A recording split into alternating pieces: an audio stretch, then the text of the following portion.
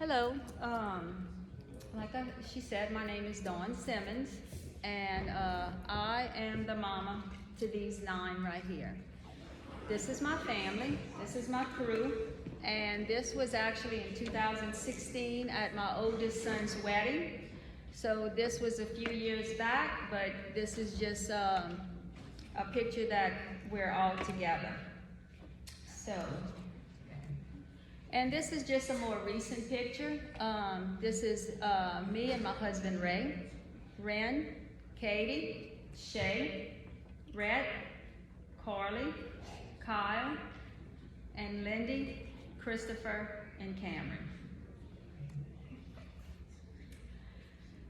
So on December 17th of 2021, we were heading home from a basketball game, Christopher's basketball game. We had went to Monroe and we were on our way home.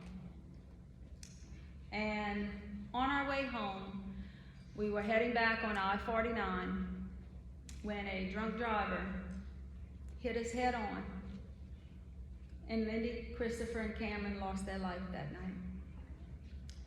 So this is my Lindy. Lindy was 20 years old at the time of the crash. Lindy was our memory maker. She videoed, photographed, and documented everyday life. Not just big events like weddings and birthdays and events like that.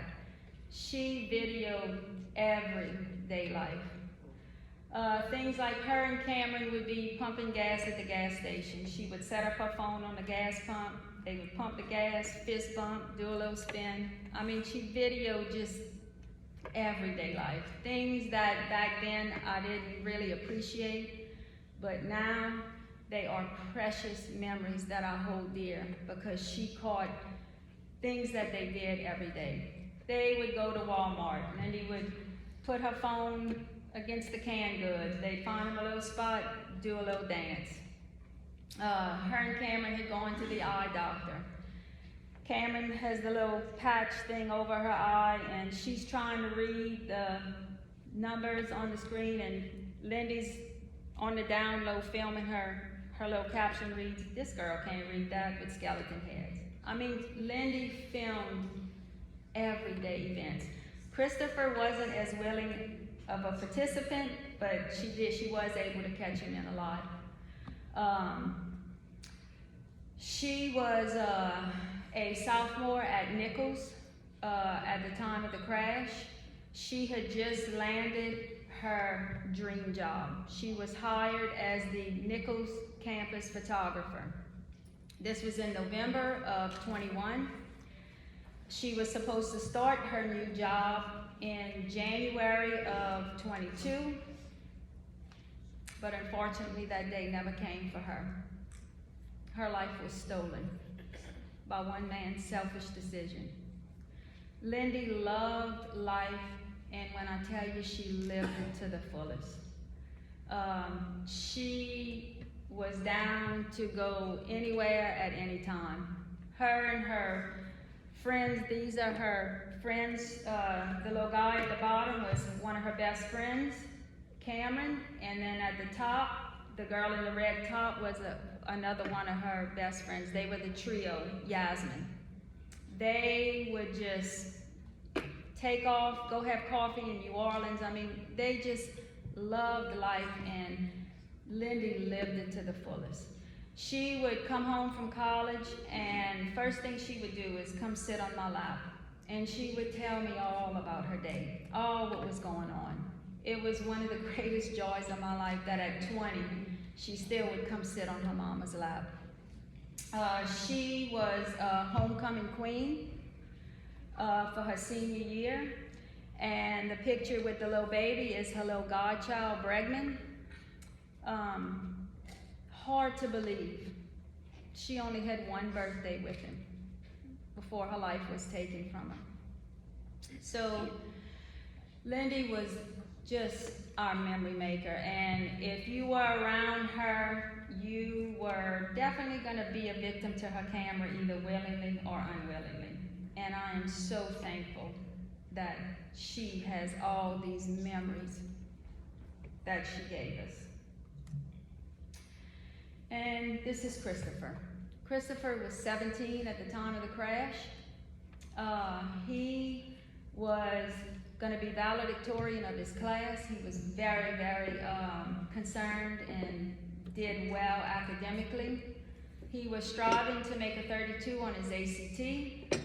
At the time of the crash, his highest score was a 26. And he said, "Mom, I have about 7 or 8 more times to take it." He said, "I'm gonna need some study guides." He said, I need to get that 32, and I am confident that he would have achieved that goal. He was an amazing athlete. He was awarded the first team All-State for basketball. He was awarded Golden Glove for baseball.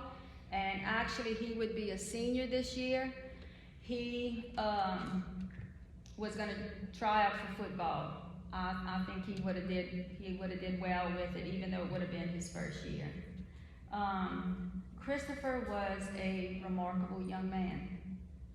If I could have said, "I want a son, and I want him to be this, and this," when I tell you, Christopher would have checked every box. One of the things that I hold in highest esteem of Christopher was his integrity. He was a young man of his word. If Christopher gave you his word, you could count on it. This is his little girlfriend in the picture, Marissa. Marissa was in the crash with us as well. Her and I were the only 2 survivors. Christopher was just a joy to be around, and just truly, just a remarkable young man. This is Cameron. Cameron was 15 at the time of the crash. 41 days short of her 16th birthday. 41 days short of getting her driver's license. Cameron was the kindest child I have ever known. When she saw people hurting, it broke her heart. Sometimes when we'd be leaving Walmart, sometimes you see little people with a sign, down on hard times, and they need a little money. If I didn't have money in my purse, "Mom, go to the money machine. We have to help." I mean, it literally broke her heart when she saw people were hurting. She was so kind. She was a cheerleader. She played softball, and she had her driving permit. So that year, she wanted to do a lot of practice driving. So her and I, were really, even more than usual, spent a lot of time together that year because she wanted to do a lot of practice driving. So she would get in the car, put her little playlist in, and she would sing and sing and sing as we would drive everywhere. She had the most beautiful singing voice. And it's one of the things that I really miss today, because most of the time I drive alone today because they're not here. And I look for her and long to hear her little voice singing again. We actually just found recently on her Snapchat where she had recorded herself singing. So a lot of times I'll put that on so I can hear her sweet little voice again. But she was the kindest child I have ever met. Just such a kind soul.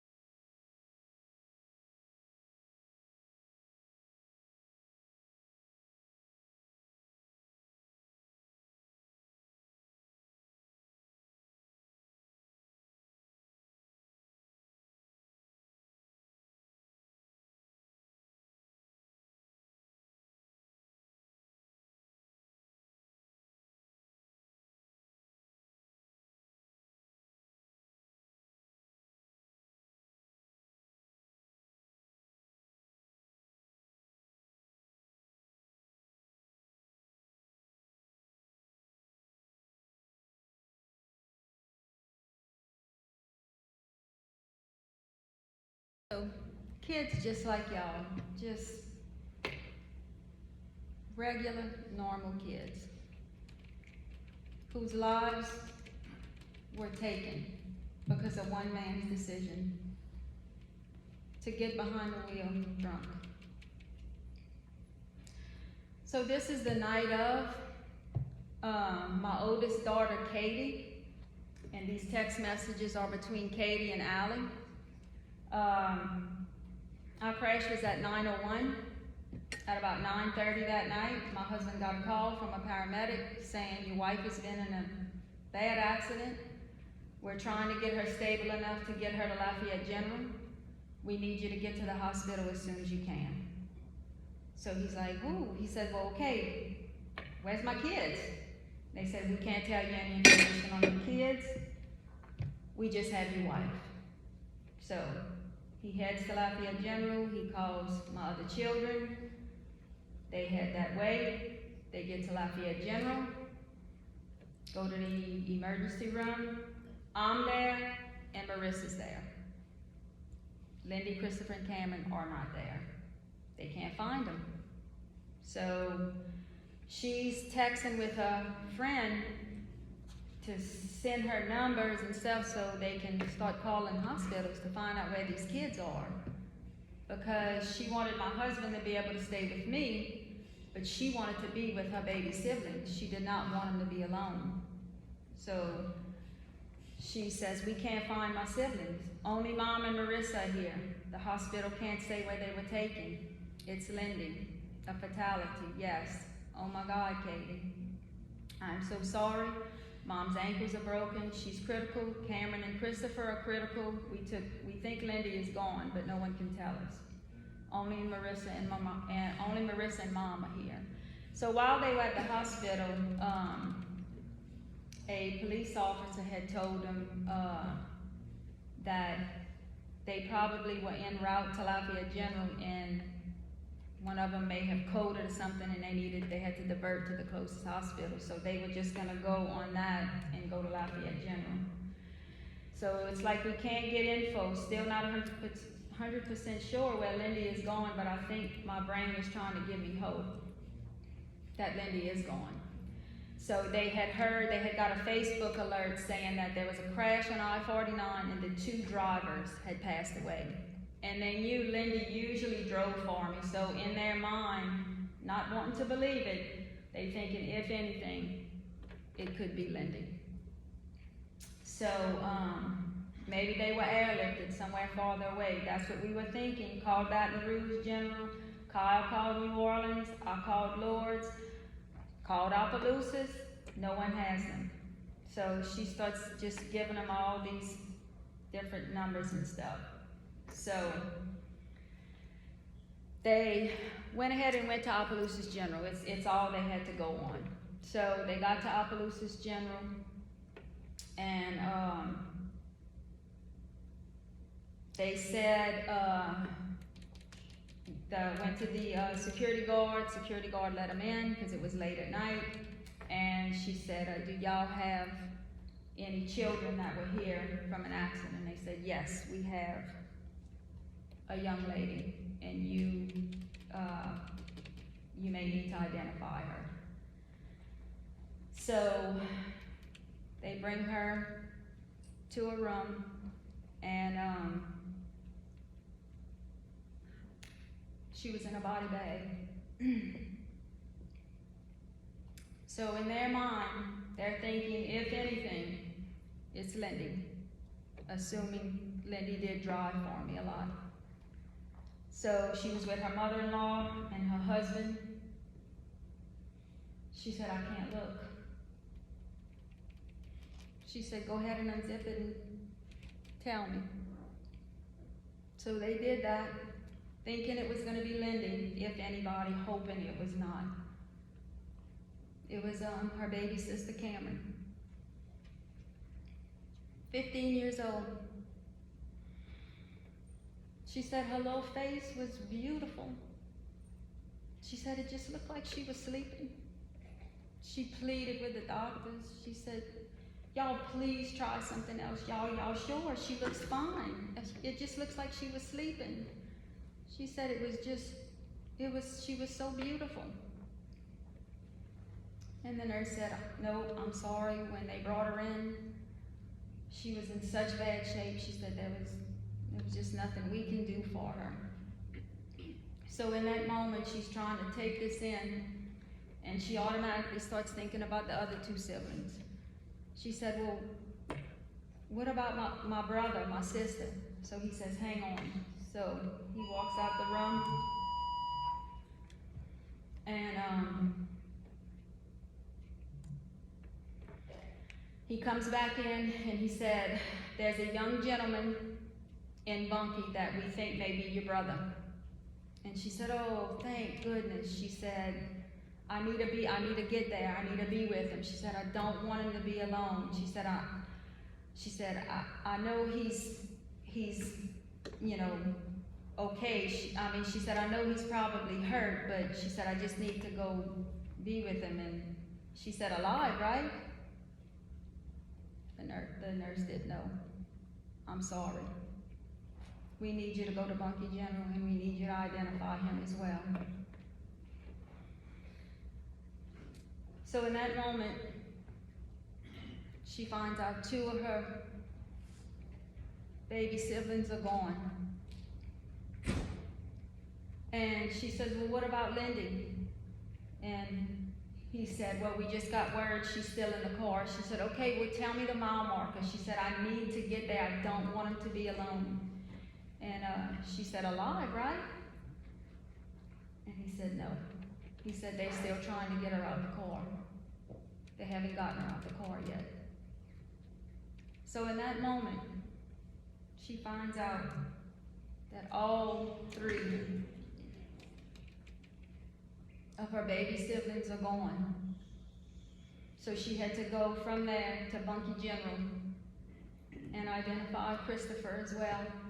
She said when she went in the room, his head was by the door. The coroner hadn't pronounced him dead yet. She said she could see his little mousy brown hair. Still had the intubation tube in his mouth. And she could see his little teeth. He had the most beautiful teeth. So what a night. Lost all three of her baby siblings. So this is my car after the crash. After the game, the kids were hungry. We went to Subway. You can see the Subway cups in the car still. I need to tell y'all, you will never hear me refer to this as an accident. When someone has been drinking and they get behind the wheel of the car, everyone knows what the consequence of that can be. And this is it. We had a crash. This was not an accident. This was a decision that this man chose to get behind the wheel, drunk that night, and kill 3 innocent children who did nothing wrong that night but try and get home from a basketball game. I don't know if y'all are aware as well, but there were 5 deaths that night. There were my 3 children, the drunk driver, and then further down the road, they were diverting traffic because it was, they had so many medical and police vehicles that night. It was massive. And I don't know, it's just my assumption. I'm thinking maybe the lights from all what was going on may have blinded him. And he actually rear-ended a state trooper patrol car. And he lost his life that night as well. So from one decision, 5 lives were taken that night. One selfish decision that could have been prevented. The drunk driver was going 80 to 90 miles an hour. He was in his underwear, and he was 3 times the legal limit. We were doing 75 miles per hour, which is the speed limit on I-49, and no brakes were applied. He had just finished coming over an overpass. I don't have any memory. My last memory is leaving that subway at 7:06 p.m. and we crashed at 9:01. Marissa was sleeping, and Lindy, Christopher, and Cameron lost their life that night. So I think he just came on us so fast, there just wasn't enough time to react. The car did its job though. Every airbag, every safety feature, everything that the car could have done to protect us, it did. But it's sheer physics. You know, you got a car doing 80 to 90 miles an hour, we're doing 75, no brakes were applied. I mean, you can see the damage to my car.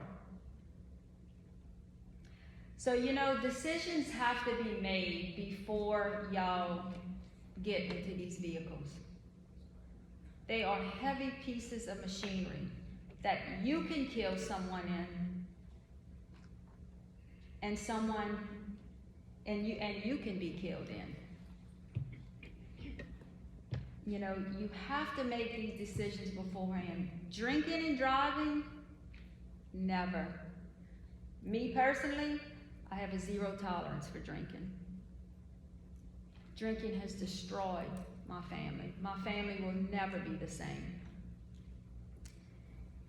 You know, cell phones. If you have a problem with cell phones, put it away before you get in the car. Get Life 360. Let your mom, your people know that if you're not answering the phone, check the Life 360. That's why you're not answering. Anything that distracts you. These types of things happen so fast, there's just no time to react. Here's some more pictures of my car. You know, you have to make these decisions beforehand because a lot of the times you just don't have enough time to react when you're distracted, or especially drinking and driving. You know, I know this is not the result of every time someone drinks and drives, but would you be willing to take that chance? Would you be willing to gamble and take a chance on something like this happening? I mean, it's a miracle that me and Marissa even survived this. Lindy was driving. You can see she took the brunt of the force. I was in the front seat. Christopher was behind me. Cameron was behind Lindy. And Marissa was in the middle.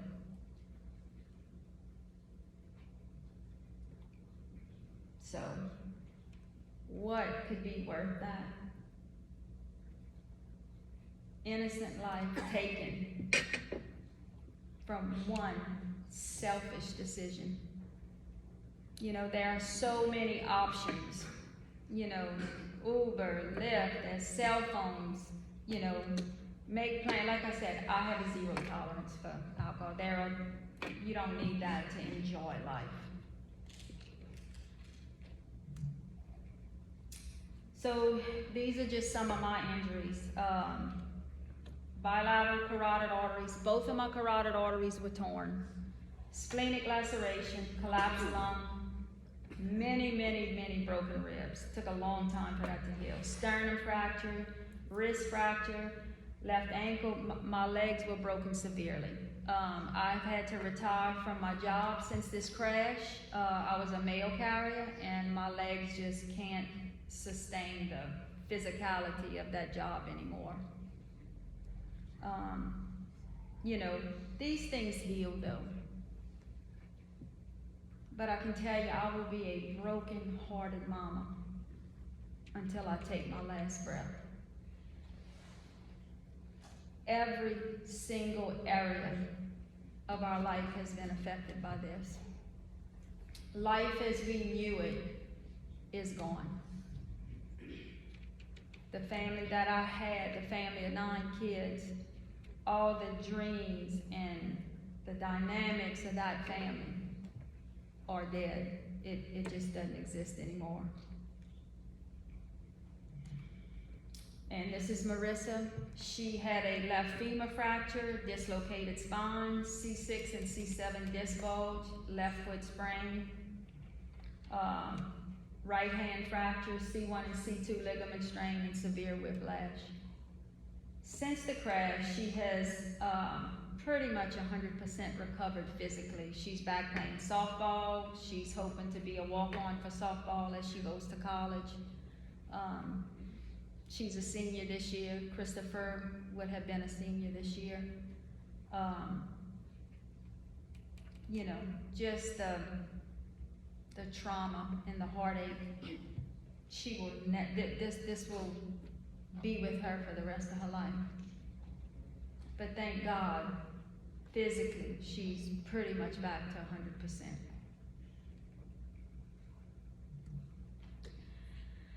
This was our last Mother's Day together, the picture at the bottom. Never, never would I have dreamed that this would be our last Mother's Day. Thank goodness for Lindy, making memories of everything. I mean, she must have took 100 pictures that day. So thankful for that. You know, unfortunately, the mindset of people who drink and drive is that they don't want to get caught. I hope our story changes that mindset. And that it's that they don't want to injure or kill 3 innocent children and ruin a family's life forever, instead of just selfishly, I don't want to get caught. You know, I hope our story will change that.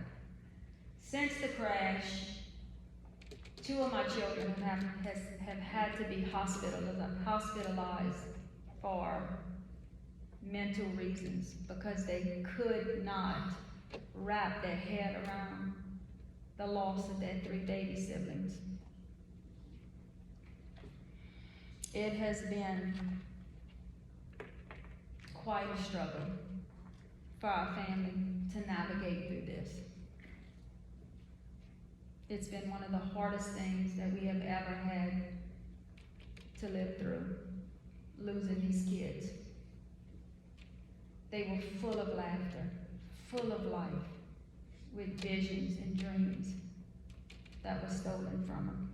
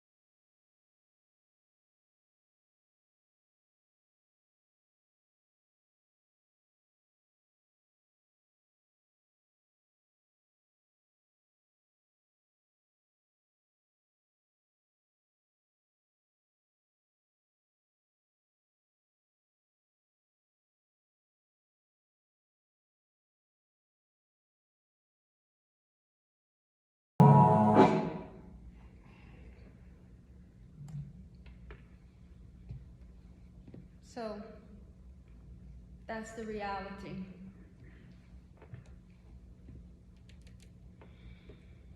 This is on January 3rd. Crash was on December 17th.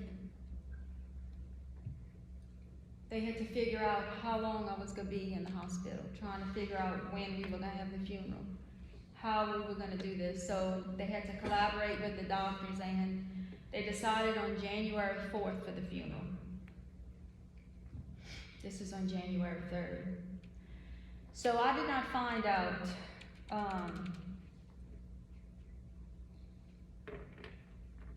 that I had lost the kids until December 19th.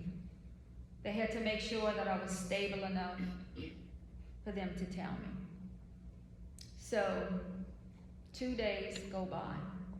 Can you imagine what my family went through? How are we going to tell Mama this? They're in grief, they're grieving, they're in shock, but yet they know they have to tell me. So Katie, my oldest daughter, just really took the reins, and she handled all the things that needed to be taken care of so that my husband could be with me. And she finally came to see me at the hospital on December 19th after I had my first surgery on my right leg. So she walks in and she says, "Mom, hey." And I'll look at her. We have a very, very close relationship. And I said, "Where are my kids?" Because I can kind of remember I would come in and out of consciousness while I was in ICU, and I would say, "Where's the kids?" And the answer I would get was like, "Mom, don't worry about it, just worry about getting better." And then I would go back out and, but I could kind of think in my mind, it's like, I'm not getting like Christopher's in room 213 with a broken leg. Like, I never got that answer, but I was just too weak and broken physically to be able to take anything in. So Katie walked in, and I looked at Dad in the eye, and she's like, "Hey, Mom." And I looked at her, I said, "Where are the kids?" And she was starting to back up, because she didn't know what to do. And my friend Lonnie right here, her husband is a pastor, and he was behind, and he said, "Katie, do it." He said, "You got the okay from the doctors, do it." So she said, "Mom, I'm so sorry." She said, "They're gone." She said, "All three." I said, "All three?" "Mama, I'm so sorry."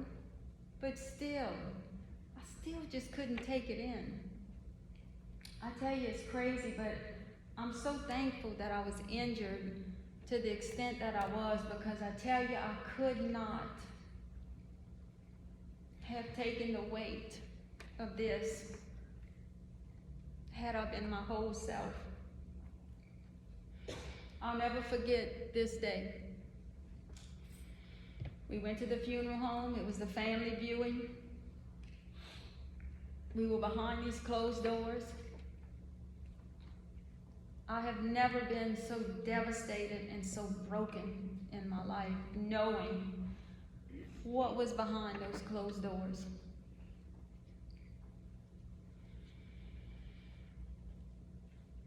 I tell you, we walked in. My last memory of these kids, alive and well, was leaving Subway. And to walk in and to see your 3 kids, y'all age, full of life, plans, futures, colleges, all the things, just taken away from a selfish decision to get behind the wheel of a car and drive while drunk. It's something you can never, ever do. Grief is like an invisible knife in my heart. I feel like that's what I walk around with. It's like an annoying fly. It never leaves you alone. It's just there constantly. For 2 hours, this is my son Kyle. He rode me. Bring me to Lindy. Bring me to Christopher. Bring me to Cameron.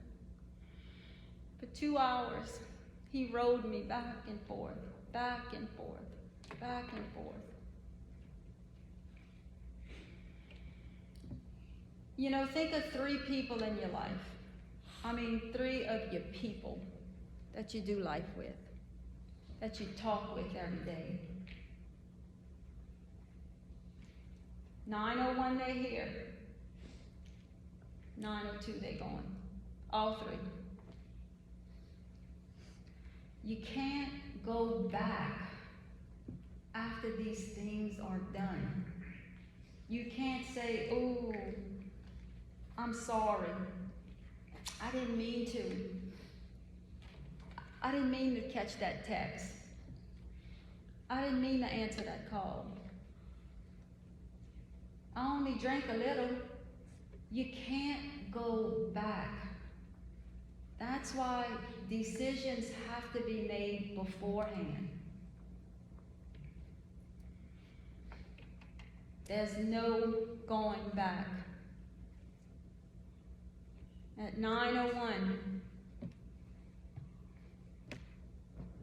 Lindy was killed instantly.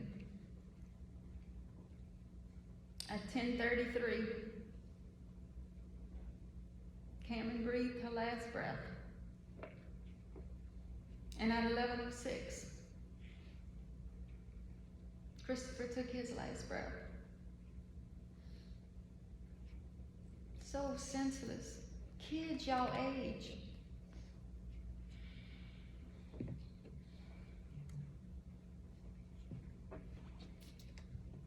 And this is the day of triple funeral. I have never in my life attended a triple funeral. I never even heard of 3 people from it. I mean, it just doesn't happen. Triple funeral, 18 pallbearers. You know, my home is so quiet now. We raised 9 kids in that home. It was lively. It was loud. It was full of laughter. I miss the laughter. You know, the way I describe my home now is like my home has lost its soul. It's just so difficult to navigate without these kids here.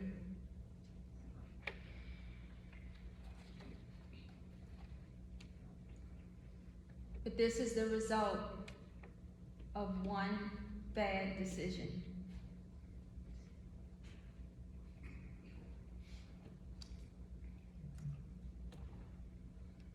Lindy and I share a birthday. I used to always think, I hope after I'm gone, that she'll be able to still celebrate her birthday after celebrating together for so many years. Never could I have dreamed that I would be the one to celebrate our birthday without her. Christopher just had his golden birthday, on October 18th, where we celebrated at a cemetery. Celebrated Lindy's at a cemetery. Cameron would be 17.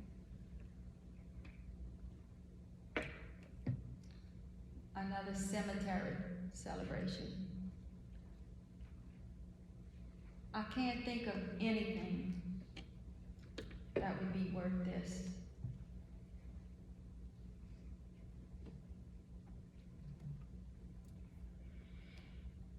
This is the crash site. This is where our lives will change forever. Because of a drunk, wrong-way driver. You know, I don't think this man woke up that morning and said, I think I'm gonna get drunk. I think I'm gonna go kill 3 kids and ruin a family's life. I really don't think that was his intention. And that's why you need to be diligent in making decisions, because once a person starts drinking, their decision-making process is altered. And this is the result of it.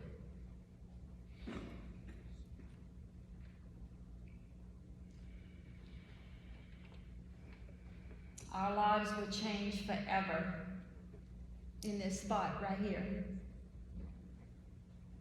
This is where Lindy took her last breath.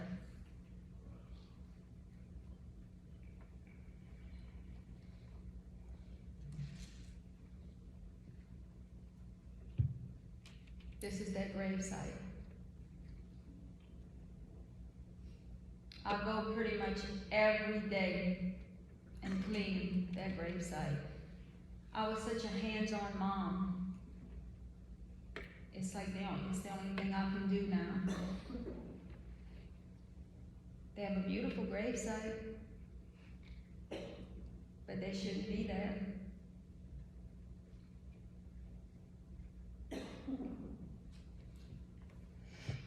I keep a grave cleaning kit in my car. It's what I do almost daily. But I also do this in their memory, to try and make young people like yourselves understand that things like this can happen to you. I never ever thought anything like this would happen to my family. But I'm here to tell you that it can.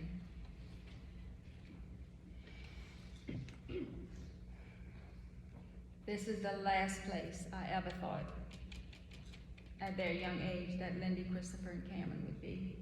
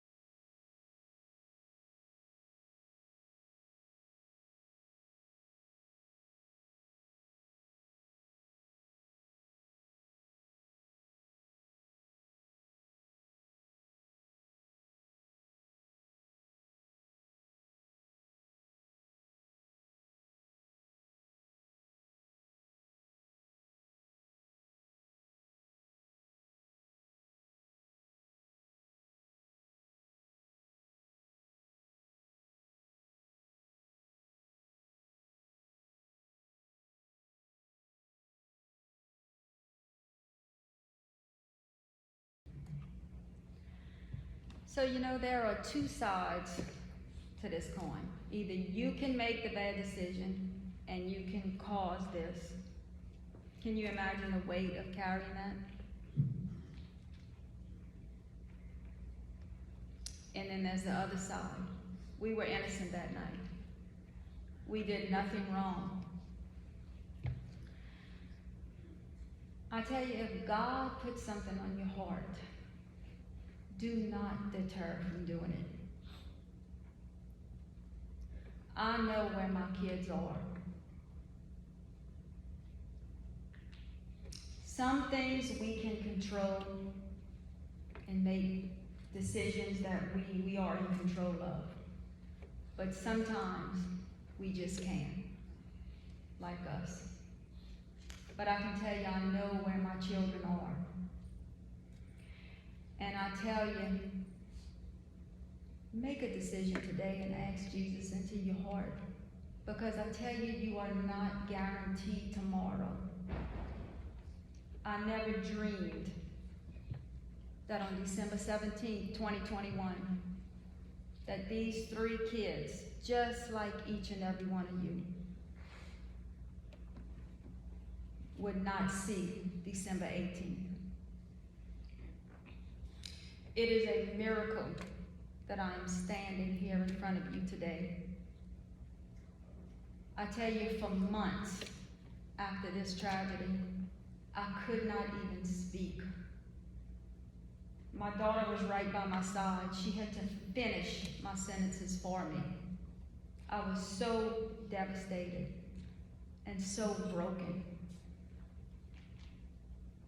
But somehow, through my faith, God takes everything that's out of sorts in your heart, and somehow He puts them together.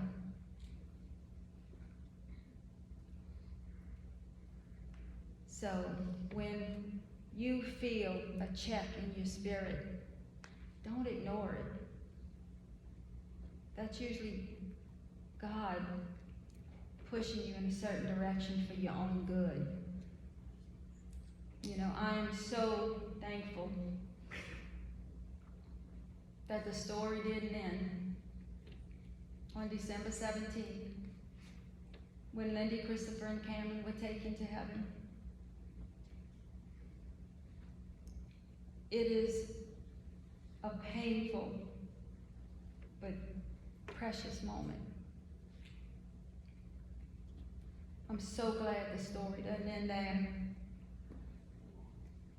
You know, y'all are getting to an age where y'all are close to becoming adults. Y'all are going to be faced with a lot of new decisions and things in life that can change your life forever. You know, there will be trials. There will be things that you will